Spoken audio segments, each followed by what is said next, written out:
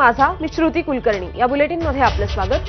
भारतात अमेरिकेच्या महिलांनी एकट्यानं प्रवास करू नये अशा नव्या सूचना अमेरिकेनं आपल्या नागरिकांना जारी केल्या आहेत. दहशतवाद, नक्षलवाद, बलात्काराच्या घटनांमुळे या सूचना अमेरिकेनं जारी केल्याचं समजतंय. भारतात पर्यटन स्थळांसह अनेक ठिकाणी बलात्काराच्या घटना वाढतायत असं अमेरिकेचं म्हणणं आहे. जम्मू काश्मीर, लडाख, लेह भागात दहशतवाद आणि असंतोष पसरलाय.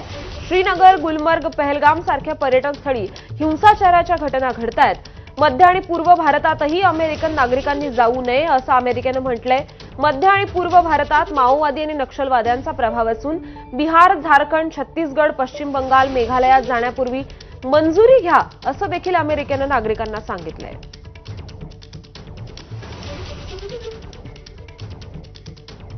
आणि सध्या इस्रायल-इराण युद्ध संघर्ष चांगलाच पेटलाय. त्याचबरोबर यात अमेरिकेनं सुद्धा उडी घेतली आहे. या संदर्भातल्या सर्व महत्त्वाच्या घडामोडींचा आपण वेगवान आढावा घेऊया. इस्रायल-इराण युद्ध चिघळलं. अमेरिकेकडून इराणच्या 3 आण्विक तळांवर हल्ला. अमेरिकेचे राष्ट्राध्यक्ष डोनाल्ड ट्रम्प यांनी स्वतः दिली हल्ल्याची माहिती. 2 तळांवर अणुबॉम्ब किंवा अणुऊर्जेसाठी